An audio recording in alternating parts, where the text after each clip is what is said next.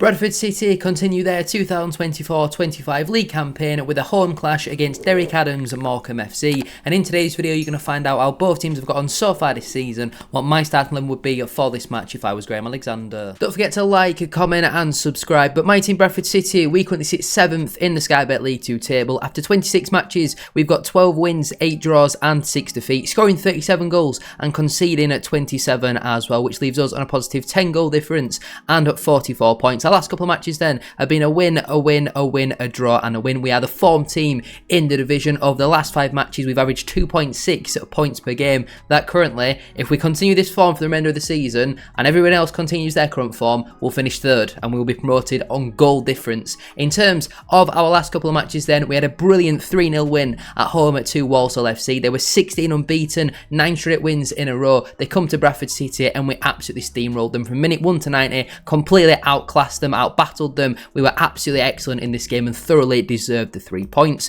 We also had a 1-0 win away at Carlisle. It's strange, isn't it? You play top of the table Walsall, beat them 3-0, you go away to bottom of the table at the time Carlisle and only win 1-0, and Carlisle was a 10 times harder game for us. It wasn't the prettiest of games, but we got the job done. We got the 3 points and it was obviously very nice for us to get that hoodoo off of our back, not winning there for 40 years. We also had a very comfortable 3-1 win away to Aston Villa in the EFL Trophy, I think round of 16 at the time. I can't really remember, to be honest with you. It was men against boys, wasn't it? Their goal was a nice finish, but apart from that, we completely controlled the game, got the job done inside the first at 26 minutes, and it was obviously nice to see 3 different scorers from 3 set pieces as well. We also had a 3-1 win at home to Grimsby. Excellent performance in this one, completely dominated this game, and you look at the performances since Andy Cook has picked up the injury, the rest of the team seem to have stepped up because we're playing absolutely excellently at this moment in time, and this game was a very good win for us as well. And we also had a 2-2 draw away at Barrow. This was obviously the game where Cook got injured. Ollie Sanderson played up front for the large part. Both of their goals really are individual errors. Balding gives away a silly penalty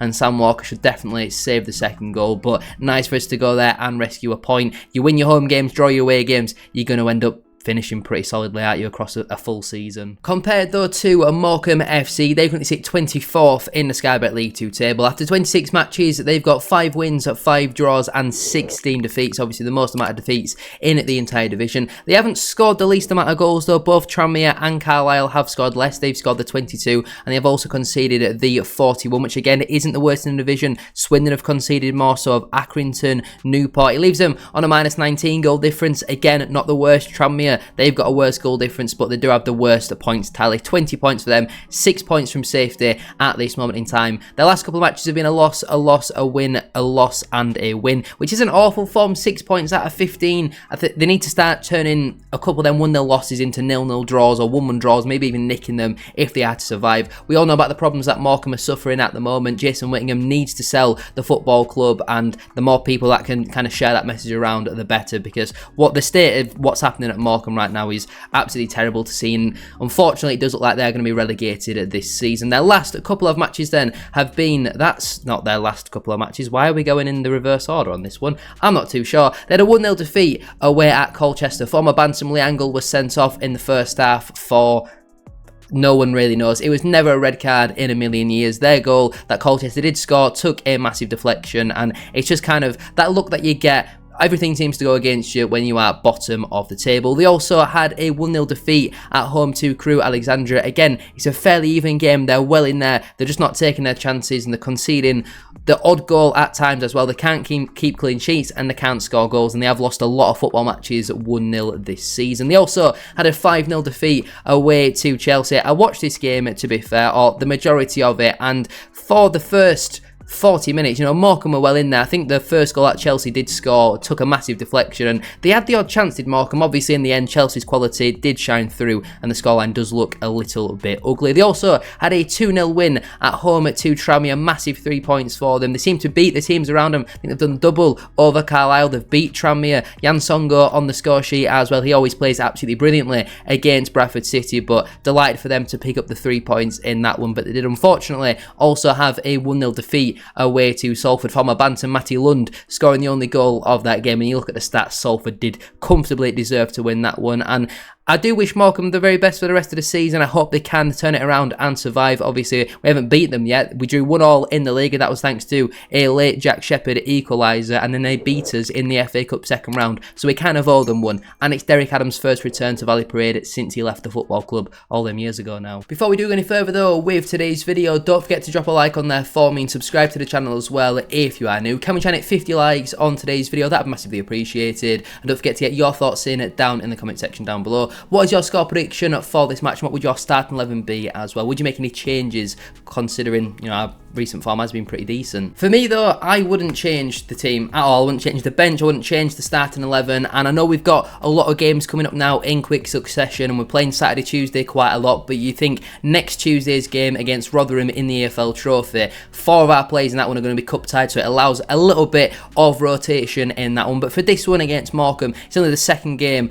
of all these matches that are going to come in quick succession. We saw how well we handled with the Christmas period where we played, was it 4 games in 9 days? It didn't really seem to affect us, so I don't see a reason why we would make any changes for this one. A lot of the players against, who do we play at the weekend? I've completely forgot. Walsall, obviously. They all played very good in that game. There wasn't really many weak links. We'll go through all the players individually quickly though. In goal, obviously Sam Walker. Great for him to keep back-to-back clean sheets. I think the first time we've done that all season, and also great for him to finally save a penalty in the league. Yes, in the end it probably didn't mean much, you know, it's just nice for them to get the clean sheet and all that sort of stuff, because we needed to get more of them. We've not had many so far this season. I think at times he needs to be a little bit more confident, becoming for crosses, long throws and claiming them, considering he is, you know, 6'6", 6'7", but on the whole I'm not going to criticise him too much. He did make the odd decent save and obviously finally saved the penalty. In terms of the back three then, a right centre back, Aidan Baldwin, very solid against Walsall. Not really too many standout moments. I don't think his passing was amazing, but it wasn't poor. We have seen him do the odd mistake recently. We didn't see him do that against Walsall, so again I keep him in the side. In the middle, Jack Shepherd obviously unfortunately did give the penalty away against the Saddlers. It looked a bit soft for me, seems a bit harsh, but apart from that I thought was absolutely excellent. Gave Jamil Matt one, obviously that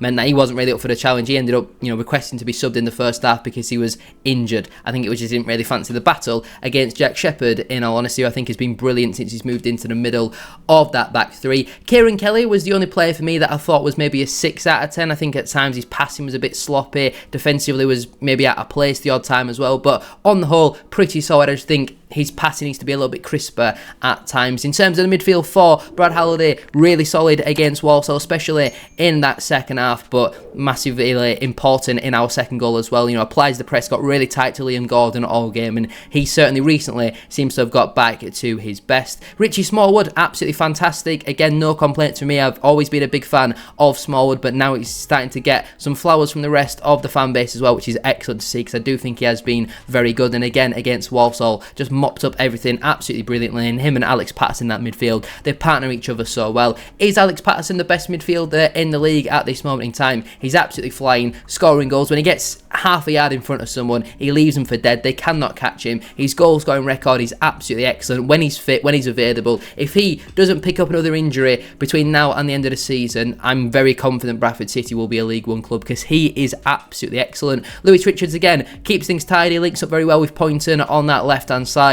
Much better than Tyrick Wright in my opinion. Defensively very solid. Going forward offers a lot as well. His crossing seems to be very much improved so far this season, and again I definitely keep him in the side. Anthony Sarsfield I don't think was amazing against Carlisle. I wanted to see him step up in the last game against Walsall, and he definitely did that. Goal, 2 assists, while the second assist is more of a Busquets to Messi type assist. Absolutely excellent from him. I thought his performance was very good. Thankfully he did get his rest in the game as well, so he should hopefully be fine for this one. Hopefully can get on the score sheet once again. Bobby Poynton partners him. I thought at the time when I watched the game, I didn't really think he was involved too much, but when I actually think about the game and I think back to it, he had some really good bright moments. Again, his link up play with Richards on that left hand side is absolutely excellent, so he definitely stays in the side for me. If there is some slight rotation, I could maybe see a Lapsley getting a start over Poynton, but I don't see a reason why Alexander would change the team at this moment in time, because I think Poynton, he was still a 7 out of 10 against Walsall, just the standard has massively improved, and I think Poynton maybe doesn't stand out as much at this moment in time, which is obviously a good thing. We shouldn't have to be relying on a 20-year-old, and he obviously brings his magic and talent on that left-hand side as well. As my striker, I would stick with Callum Kavanagh. I thought he was pretty decent against Walsall, in all honesty. He put himself about a bit. His link-up play was pretty decent. He got the assist, obviously, for our first goal as well. It did frustrate me a little bit where we were 2-0 up just before half-time. He didn't slip Sarcevic through once again. That could have been, 3-0 before half-time. Thankfully, it didn't come back to bite us, but on another day when you're playing the league leaders, 2-0 can be a dodgy lead. So I think sometimes he needs to be a little bit less greedy. I understand a striker obviously wants to get on the score sheet, but I just think if he'd have slipped that through, he comes away with it away from the game with 2 assists. No complaints from me whatsoever, and I think they're the sort of things that a young player does need to learn. And obviously Michael Mellon, still not seen him in a Bradford City shirt. Could he maybe be knocking on the door as well? It seems like Alexander prefers Tommy Lee though at this moment in time. On the bench that obviously leaves Colin Doyle, Callum Johnson, Tyreek Wright, Brandon Kayler, Tommy Lee, George Lapsley and Michael Mellon. The only player unavailable at this moment in time is Andy Cook. So the players who miss out through selection will be Zach Cady, Jay Benner, Paul Huntington, Neil Byrne, Clark Adol, Gabriel Wadsworth, Jamie Walker and Verden Oliver. Do you think we'll see any more departures between now and transfer deadline day? Let me know your thoughts down in the comment section down below. In terms of a score prediction, this has got 2-0 Morecambe written all over it, hasn't it? It feels very similar to that Forest Green game at home last season, where we're on a very good run. We play bottom of the table at home and we just do a very Bradford City result. I'm feeling a little bit confident, but with it being Derek Adams, the return of about 4 or 5 of our former players, they're bottom of the table, we're on an unbelievable form. This is Bradford City Football Club we're talking about. I'm really hoping the reverse psychology comes through like what it did at the weekend. Make sure to like, comment and subscribe. Get your thoughts in down below. 50 likes would be massively appreciated. We're closing in on 500 subscribers as well. I'll see you very soon for another one.